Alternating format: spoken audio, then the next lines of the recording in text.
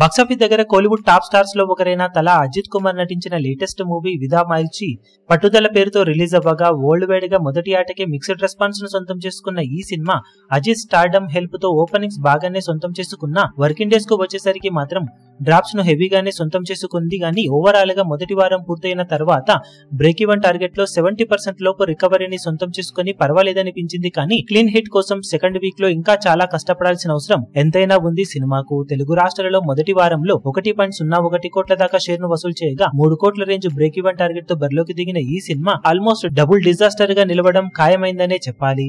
ఇక world wide గా 6-7 రోజుల్లో సినిమా 9.63 కోట్ల రేంజ్ లో గ్రాస్ ను 4.62 కోట్ల రేంజ్ లో షేర్ ను వసూలు చేయగా టోటల్ గా first week world wide gross collection ను గమనిస్తే తమిళనాడులో 72.40 కోట్లు, తెలుగు రాష్ట్రాలలో 2.28 కోట్లు, కర్ణాటకలో 9.30 కోట్లు, కేరళలో 3.2 కోట్లు, రెస్ట్ ఆఫ్ ఇండియా మొత్తం మీద 1.10 కోట్లు, ఓవర్సీస్ లో 42.65 కోట్ల దాకా గ్రాస్ ను వసూలు చేసిన ఈ సినిమా టోటల్ వరల్డ్ వైడ్ గా మొదటి వారంలో 130.93 కోట్ల రేంజ్ లో గ్రాస్ ను 63.97 కోట్ల రేంజ్ లో షేర్ ను వసూలు చేసింది. 92 కోట్ల బ్రేక్ ఈవెన్ టార్గెట్ తో బాక్సాఫీస్ బరిలోకి దిగిన ఈ సినిమా క్లీన్ హిట్ కోసం మరో 28 కోట్లకు పైగా షేర్ ను అందుకోవాల్సిన అవసరం ఎంతైనా ఉంది.